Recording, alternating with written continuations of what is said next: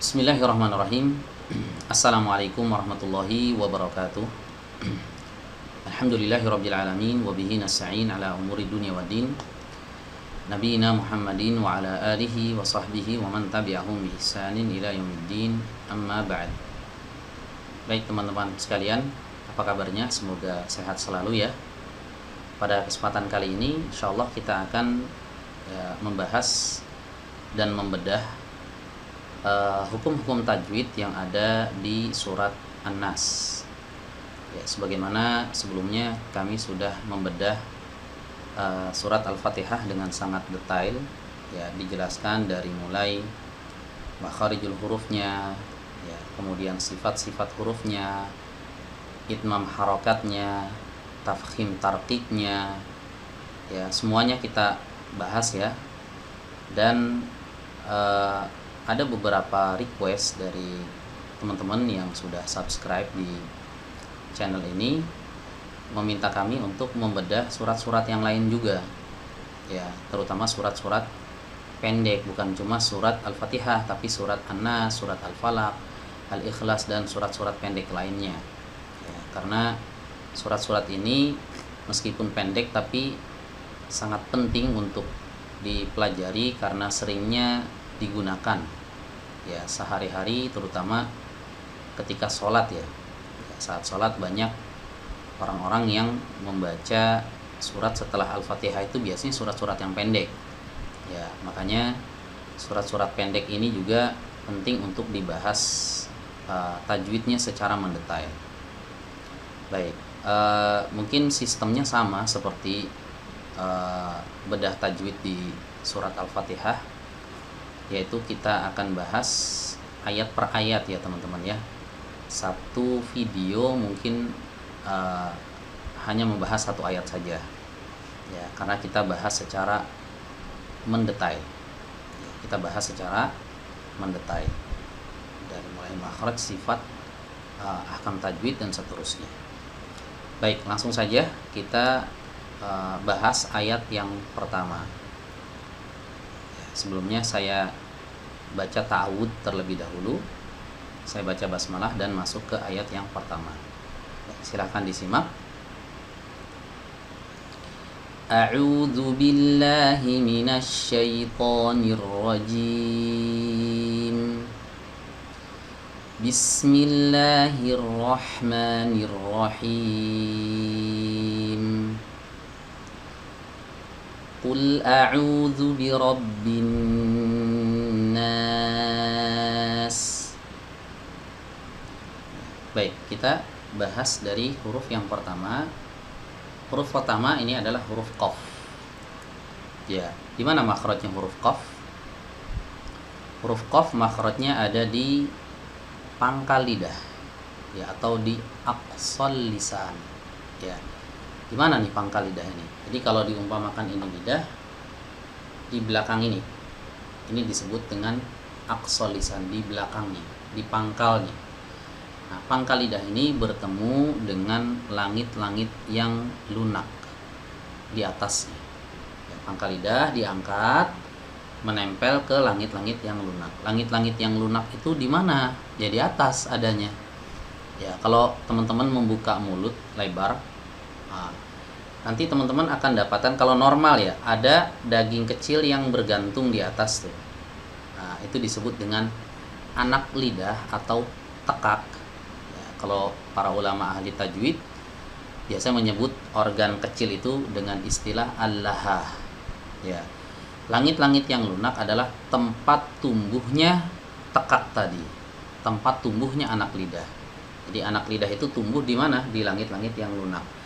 Nah, di tempat tumbuhnya itulah pangkal lidah ditempelkan. Qul, ya, qul. Dan huruf qaf ini adalah huruf yang tebal. Ya, kenapa? Karena dia memiliki sifat isti'la. Ya, jadi jangan ku tapi ku. Agak ditebalkan ya. Huruf qafnya ini menebal. Baik. Kemudian untuk memudahkan proses mundur nanti saat mengucapkan huruf lam, maka sebaiknya huruf qafnya ini dimulai startnya dari depan teman-teman, dari maju dulu bibirnya. Qul. Nah, jadi pas masuk huruf lam ini dimundurkan. Ya, kalau nggak dimajukan dulu nanti ya sebenarnya bisa, cuma jadi repot. Ya, misalnya kita mulai dari posisi normal nih. Ya, dari seperti ini normal bibirnya. Ya, kemudian kita majukan. Qul. Jadi 2 kali kerja. Qul. Nah, ini rawan muncul suara suara yang memang nggak boleh itu muncul, seperti qul, wal. Nah, ini salah satu penyebabnya adalah biasanya karena qafnya ini startnya itu dari belakang. Ini kan nggak mengucapkan apapun atau nggak ada huruf apapun sebelumnya, jadi nggak masalah. Ini startnya dari depan teman-teman. Ya, mulutnya dimajuin dulu. Nah, ini nggak usah dibunyikan, majuin dulu. Nah, baru ucapkan dhammahnya, mundurkan ke huruf lam. Qul. Nah, jadi lamnya tipis. Ya, coba diulang lagi. Qul. Startnya dari depan. Qul. Nah, jadi bukan qul. Bisa aja sih sebenarnya, cuma jadi kerja lebih repot gitu ya. Jadi 2 kali. Ya, kalau ada yang bener mudah, ngapain kita cari yang sulit tapi berpotensi besar untuk salah. Ya, begitu prinsipnya dalam belajar Al-Qur'an itu. Membaca Al-Qur'an cari yang mudah. Ya, kata Allah Subhanahu wa taala, faqra'u ma tayassara minal Qur'an. Bacalah yang mudah dari Al-Qur'an gitu ya. Artinya saat membaca Al-Qur'an itu cari cara yang mudah tapi betul.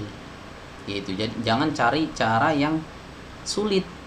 Ya, dan belum tentu betul atau mungkin malah jadi salah. Ya. Nah, ini harus dilatih ya teman-teman ya. Jadi huruf qafnya mulainya dari depan biar mudah. Qul. Nah, mundur huruf lamnya. Kenapa dimundurkan? Karena kalau tidak dimundurkan, huruf lam ini akan berpotensi dibaca tebal. Qul. Nah, tebal nih. Qul. Nah, caranya supaya huruf lam ini tetap terjaga ketipisannya, teman-teman bisa tarik ya saat mengucapkan lamnya, posisinya normal ke belakang. Jadi bukan di depan. Ya, jadi mulai startnya di qafnya mulainya dari depan, kemudian mundurkan. Qul. Nah, begitu ya. Nah, yang menempel apa nih di lam? Qul. Yang menempel apa? Bukan ujung lidah sini ya teman-teman ya. Jadi lam yang ada di sini, huruf lam yang ada di Al-Qur'an itu jangan disamakan dengan huruf L dalam bahasa Indonesia. Ya, jadi dia dimundurkan. Yang menempel itu adalah sisi lidah bagian depan atau tepi lidah bagian depan sampai ke depannya sini, sampai ke muntahal hafah. Kalau para ulama tajwid menyebutnya dengan istilah muntahal hafah. Sampai ke sini lagi ya, sampai ke sisi sebelahnya lagi. Ya, jadi bagian lidah yang menempel ke gusi itu agak lebih banyak. Ya, qul. Bukan qul. Ini kan ujungnya aja nih yang kepake. Qul, tapi qul. Nah, hati-hati nariknya cepat, jangan qul. Nah, ini akan muncul suara yang aneh dan juga nanti akan ada tamtid ya, atau idkhal ya, telat masuk ke sukun, nggak boleh ya. Jadi kaidahnya kalau ada huruf sukun itu langsung masuk cepat ya, nggak boleh ditunda, nggak boleh diayun apalagi ya. Qul. Nah, ini jelas nih, ini tamtid ya, jadi langsung masuk qul. Nah, begitu, terjaga ketipisannya ya teman-teman ya. Kemudian huruf lam dia punya sifat yang namanya bainiyah ya. Bainiyah itu suaranya dialirkan sedikit ya. Qul a, bukan qul a. Ini putus nih. Qul a. Jadi mengalir dia. Dan alirannya ini sedikit saja ya, setengah alirannya. Jadi suaranya itu ada yang tertahan sebagian, ada yang mengalir sebagian ya. Untuk lebih detailnya gini, kalau misalnya teman-teman ada yang nanya, kenapa sih dia sebagian suaranya ditahan, sebagian suaranya dialirkan? Ini tidak lain tidak bukan karena adanya inhiraf pada huruf lam. Ya, sifat inhiraf. Inhiraf itu artinya melenceng ya, melenceng ke suaranya melenceng ke kanan dan ke kiri. Ya, jadi prosesnya gini teman-teman. Saat kita mengucapkan huruf lam, ini kan tepi lidahnya naik ke atas, ya, ditempelkan atau dipertemukan dengan muqaddamul hanak, ya, langit-langit bagian depan, ya, ditempel. Oke, ketika proses menempel ini, suara yang tadinya mau keluar, itu ada bagian lidah yang menghalangi suara untuk keluar, sehingga sebagian suara itu terhalang, sebagian lagi keluar lewat jalur samping kanan dan kiri, melenceng suaranya. Inilah yang disebut dengan inhiraf.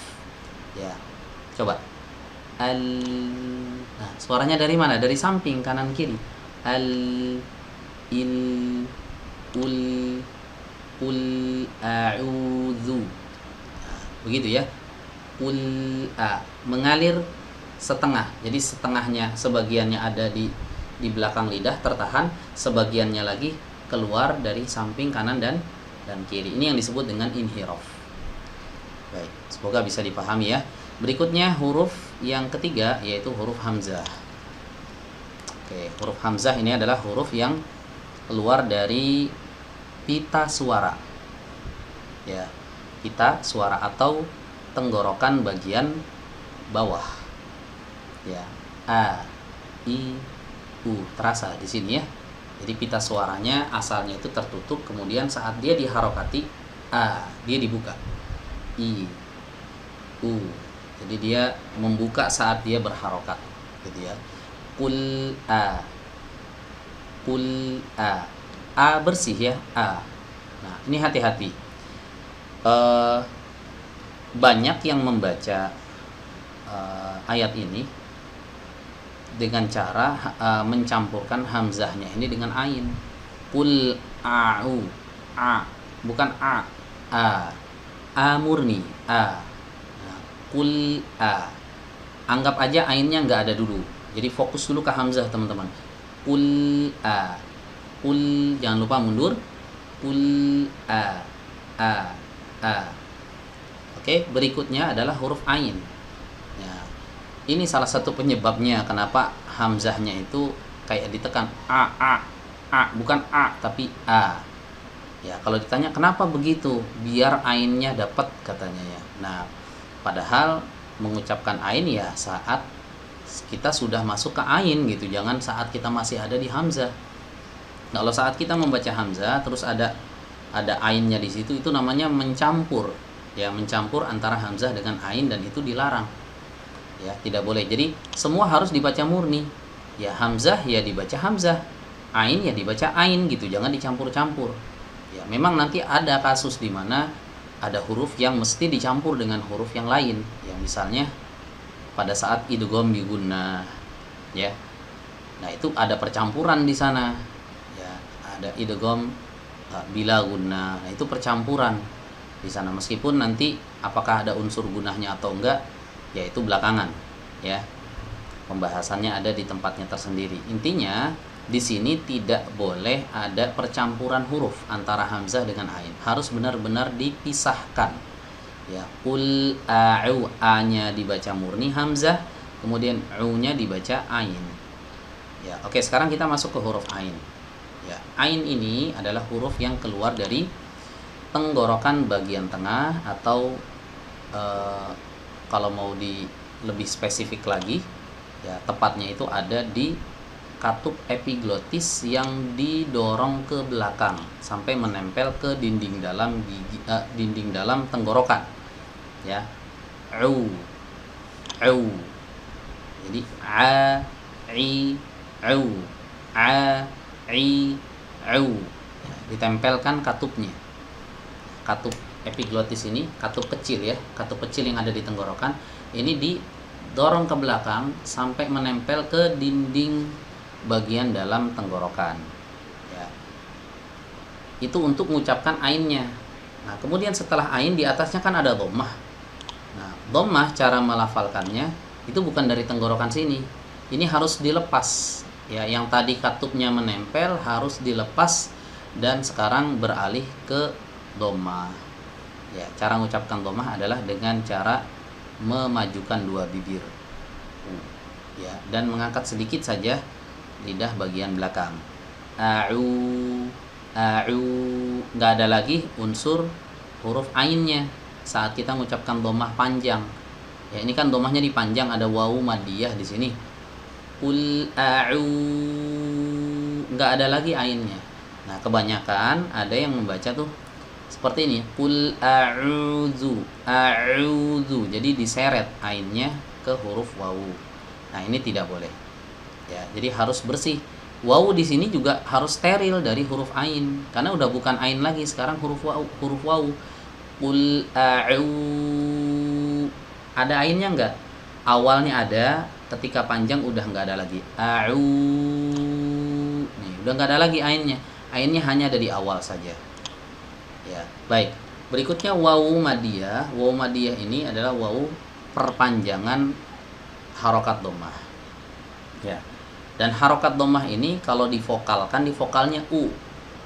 Ya, vokalnya u. Maka wawu itu adalah u yang dipanjang. Bukan huruf w. Wawu itu bukan huruf w, wawu madiyah, tapi dia u yang dipanjang. Qul a'u, bukan qul a'u.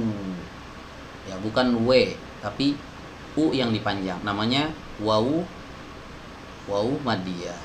Ya. Ada wawu yang bukan madiyah, maka itu w, ya, huruf w dalam bahasa Indonesia. Nah, contohnya ini alladzi yuwas, bukan yuwas, y-u-a bukan, tapi y-u-w-a, yuwas. Nah, itu ada w-nya di sini.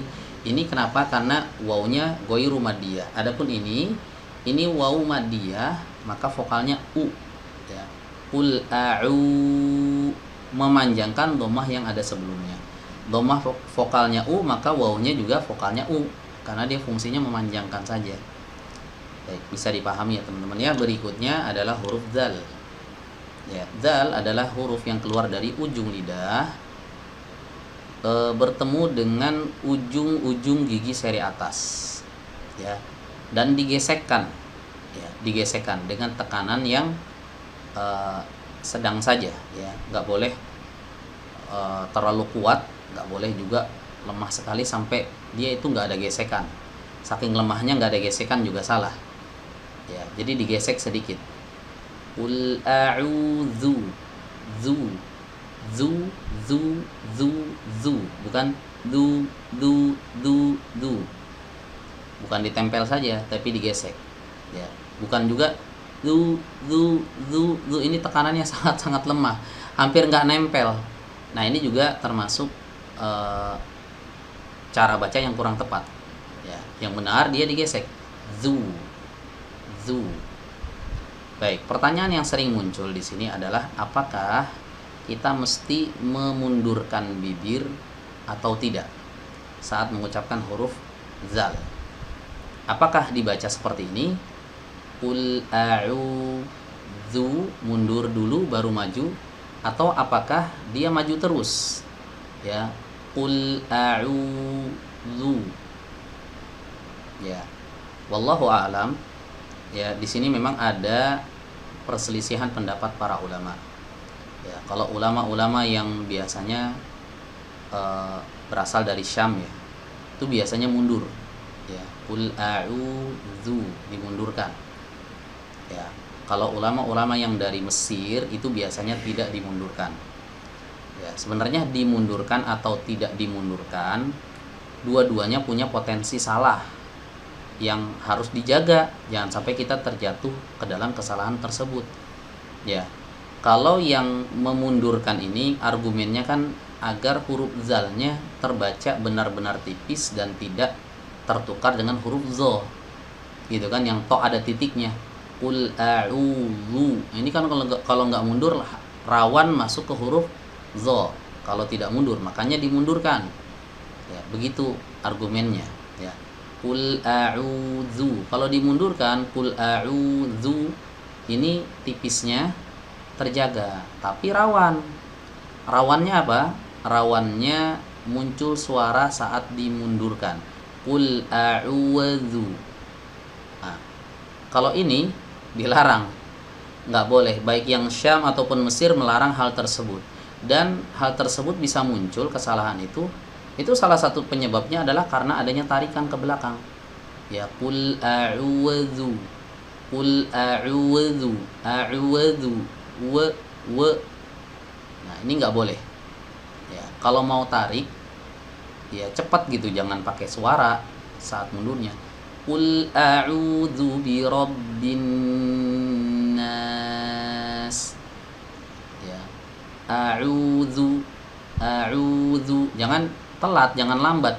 A'udzu. Nah, ini kalau lambat akan muncul suara seperti itu. Ya. Jadi ini potensi salahnya di sini. Oke, kalau yang maju terus, ini biasanya para ulama yang mengikuti madrasah Misriyah yang Mesir ya, biasanya. Ya, itu yang dikabarkan oleh guru-guru kami.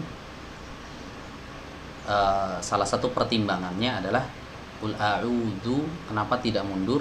Ya karena seperti itulah kami bertalaki Al-Qur'an ke guru-guru kami gitu. Jadi tidak dimundurkan. Ya. Kalau dimundurkan ya rawan gitu, rawan tadi a'udzu. Ya, dan ini kesalahan. Bahkan sebagian ulama ada yang sampai mengatakan ini perbuatan takalluf yang dilarang, yang mundur itu ya. Ya, tapi kalau tidak dimundurkan ini pun ada potensi salah juga, yaitu menebalkan huruf zal sehingga berubah menjadi huruf zo. Qul a'udzu.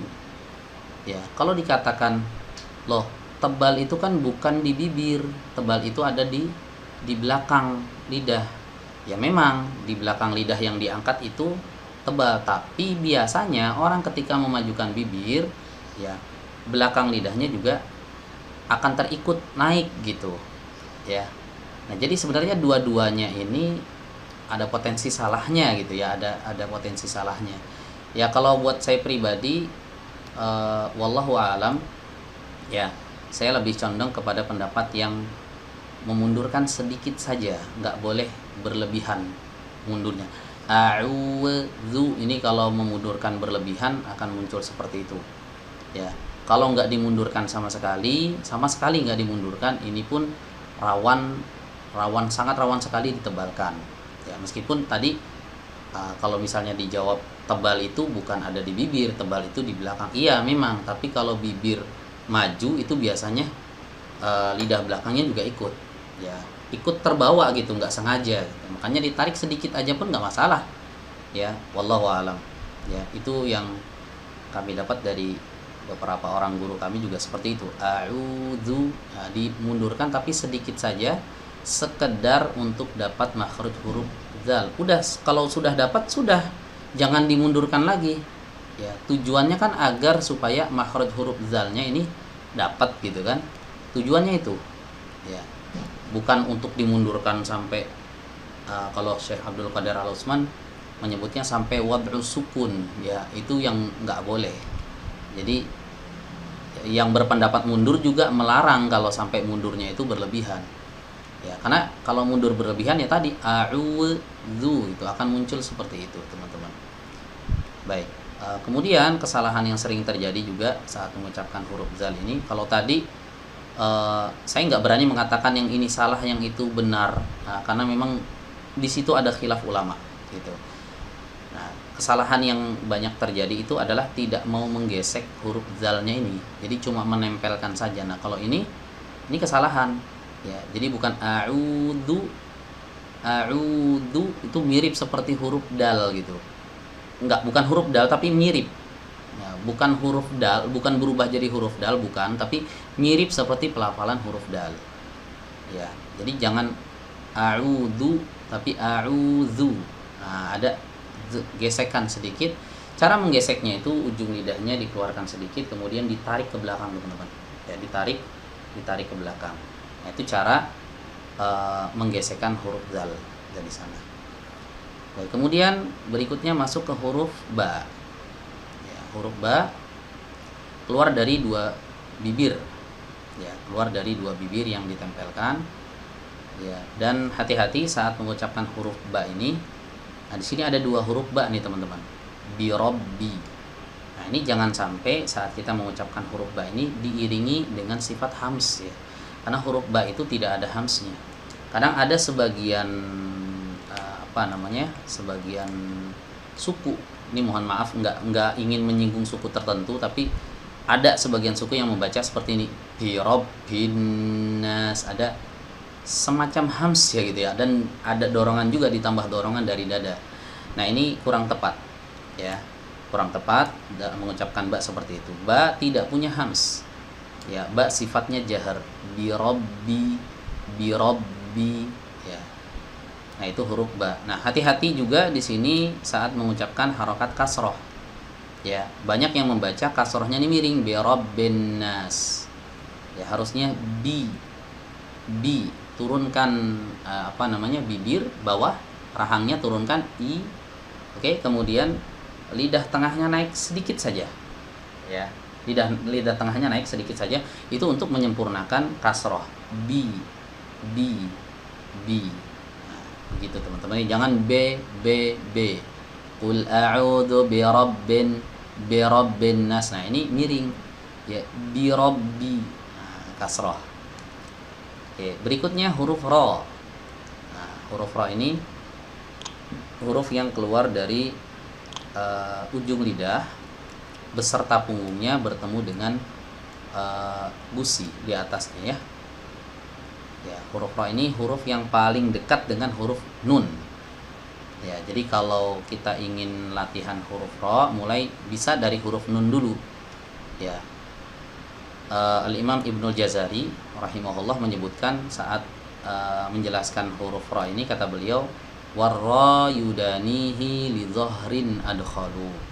Huruf ra itu dekat dengannya, bersebelahan dengannya, maksudnya di sini adalah huruf nun, li dhahrin adkhalu ya, melibatkan dhahr. Dhahr ini punggung lidah di atas ini. Punggung lidah yang dilibatkan itu lebih banyak daripada huruf nun. Untuk latihannya bisa kita mulai dari huruf nun dulu. An libatkan punggung lidah lebih banyak. Ar bi rabbil. Nah, di situ tempatnya ya huruf ra. Baik, ra di sini harus dibaca tebal. Ya, harus dibaca tebal karena ra di sini berharokat fathah. Di semua ra yang berharokat fathah di Al-Qur'an harus dibaca tebal. Ra. Nah, jadi tidak boleh ro apalagi majukan bibir ro. Nah, ini jelas salah ya. Yang memajukan bibir itu kalau ro-nya berharokat dhammah ru. Nah, itu baru maju. Kalau fathah ro dibuka ya, ro. Melibatkan bibir ada sedikit enggak masalah, tapi jangan sampai monyong ya, jangan sampai monyong kayak dhammah, itu yang dilarang, enggak boleh ya. Oke, berikutnya huruf ba. Ba sama seperti tadi ya. Ya, ba di sini, tapi hati-hati, salah satu kesalahan yang banyak terjadi juga di sini adalah menebalkan huruf ba. Ba-nya dibaca tebal. Kenapa dibaca tebal? Karena sebelumnya ada tebalnya nih, huruf ro kan huruf tebal.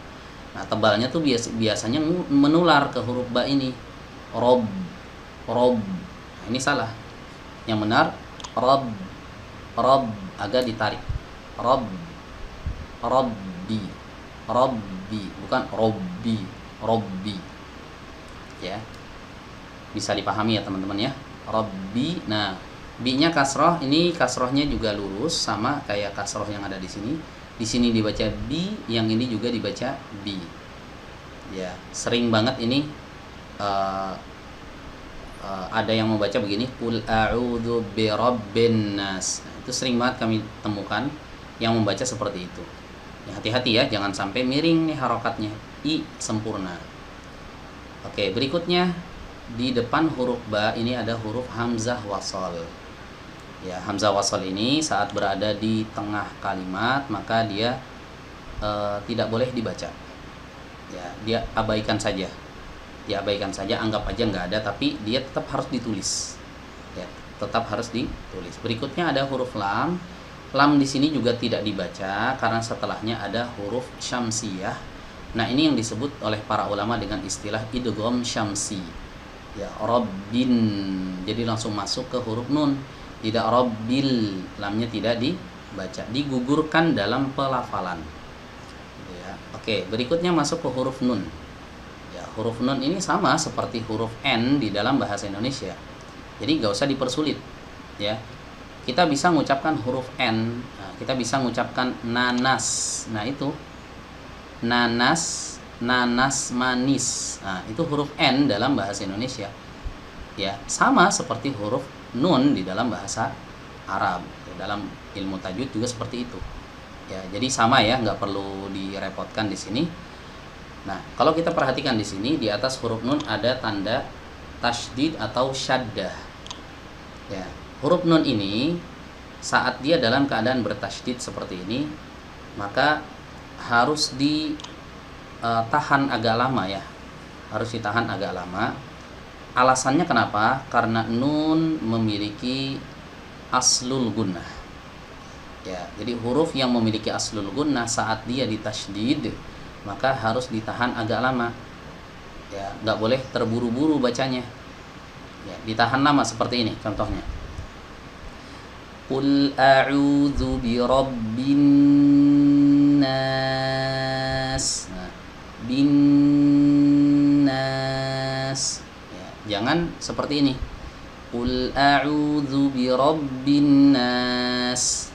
Kurang lama ya. Qul a'udzu birabbin nas. Nah, itu baru ditahan ya. Baik, kemudian na-nya ini dipanjang berapa harokat? Na-nya dipanjang boleh 2, boleh 4, boleh 6 ya. Ini yang disebut dengan mad arid lis-sukun. Ya, berada di akhir ayat saat waqaf ya, di akhir bacaan. Mad arid lis-sukun. Arid itu artinya eksternal. Sukun itu ya sukun.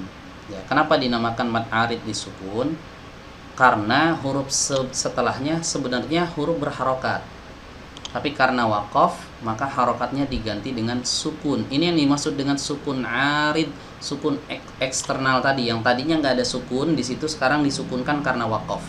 Maka ini disebut dengan mad arid lis sukun. Ya, paham ya teman-teman ya? Boleh dibaca 2, boleh dibaca 4, boleh dibaca 6. Silahkan. Nah, berikutnya huruf sin. Nah, sin keluar dari ujung lidah, ya, bertemu dengan dinding gigi seri bagian bawah. Dinding bawah gigi seri bagian bawah gitu ya. Dinding bawah gigi seri bagian bawah. Jadi kalau diumpamakan ini lidah, gini, ini lidah, ini ujung lidahnya, kepala lidahnya nempel ke ini gigi seri nih. Gigi seri ini kan ini gigi seri bawah misalnya. Ini dinding luar yang kalau orang senyum kelihatan. Nah, jadi bukan dinding luarnya tapi dinding dalamnya di sini. Nah, jadi ujung lidahnya nempel ke bagian bawah dari dinding bawah gigi seri bawah gitu ya. Bagian bawah dari dinding dalam gigi seri bawah di sini. Bukan di sini, ini atasnya, bukan tengahnya, tapi di bawahnya. Ya, di situ ditempelkan. Nah, kemudian suaranya dialirkan di celah yang sangat sempit sekali antara gigi seri atas dan gigi seri bawah. Ini yang disebut dengan as-safir, ya, sifat safir.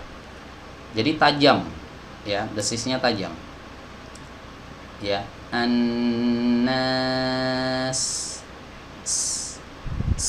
Nah, jadi mengalir nafasnya, mengalir suaranya dan tajam begitu ya.